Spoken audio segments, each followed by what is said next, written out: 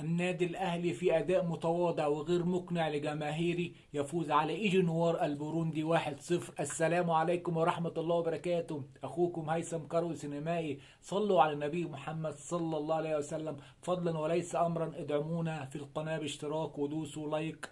يا جماعة النادي الأهلي أداؤه غريب النهاردة. الشوط الأول لا بأس به، الأداء أداء متوسط وضغط واستحواذ، لكن الشوط الثاني احنا بنحلل بسرعه عشان وقت الفيديو. الشوط الثاني الاهلي تراجع تماما، الاداء بتاعه دون المستوى.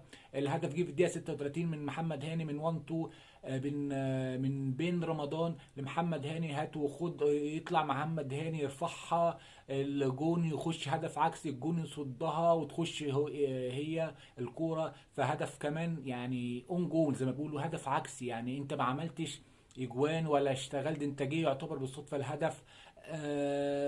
اداء يعني محمد شريف غريب جدا، بيلف ويروح ويرجع على الكوره. محمد شريف المخيف راح فين؟ انا مش عارف يا جماعه، تقريبا يعني ما بقاش مخيف تماما. تريزيجيه برضو دون المستوى. الاهلي فيه نجوم كتير وتخمه من النجوم، وتحس ان اداء يعني كل واحد يمسك الكرة يروح ويلف ويرجع وعايز يستحوذ. يعني تحس اللعيبه عايزين يخشوا بالكرة عند المرمى، مش بيعملوا جمل هات وخد 1 2 تيكي تاكا، لا. فشيء غريب جدا. مع كمان الحكم الجنوب افريقي اداؤه يعني سو باد. الراجل معهوش صفاره ولا زماره ولا ايه، ما بيصفرش وما بيديش انذارات ولا كارت احمر. اداء يعني قمه الخشونه، الاداء من لاعبي ايجي نوار، تكسير وضرب، وما فيش اي رياكت من الحكم، حاجه غريبه جدا. جيس روب يا جماعه الراجل صراحه خارج التقييم، ولكن جيس روب واضح كده الله اكبر عليه ان هو يعني ليه شخصيه، واقف على الخط وقفته ورايح جاي وسو اكسايتد. فكرني بيروتيتش المدرب بيراميدز، متحمس وعمال يكلم الحكم الرابع ويقول ويعيد ويشاور.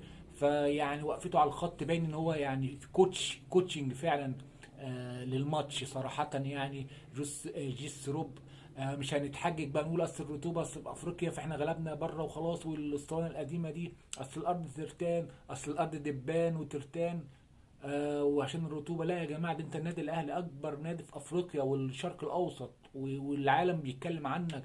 فاداء غريب جدا يا جماعة، يعني غير راضيين كمحبين للنادي الاهلي. يعني مفيش تسديدة على المرمى، مفيش تسديدة على المرمى يا جماعة. بين الثلاث خشبات مفيش تصويبه. ياسين مرعي هو اللي عمل فرصه محترمه في الدقيقه 7 تقريبا، لكن مفيش حاجه فرص محققه وتقول يا وتنبهر وبتاع وفرص تضيع. لا، ده ما حصلش يا جماعه. هو افضل اداء النادي الاهلي عمله قصاد الزمالك هذا الموسم. والسلام عليكم ورحمه الله وبركاته.